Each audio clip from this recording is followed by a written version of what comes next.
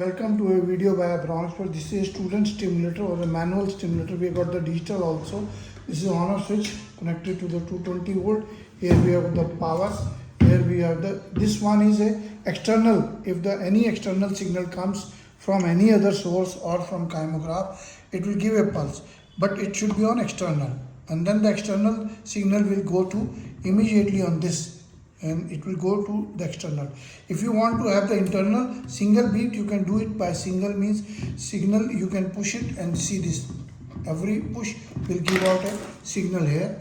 I can just show you here in this multimeter. I can show you that this voltage is coming. This is a DC voltage, so I have to put it on DC volt. And now you see this is on 25 volt. Now if I push it, see this signal is coming. This is only 1 second. This frequency is changeable in the 1.5 second width or 0.5 width. I can do it, and if I can repeat it, this is permanent signal is coming. Very easy. You can see this. It is now it is almost 12 volts is coming, 5 volt is coming, 10 volts is coming. So, but if you want to give a signal, here you have to repeat. It is automatically repeated. Signal means single, and this is external will go, and from inside it will come here. I can just show you again the signal, and this now see this switch off after 1 beat only.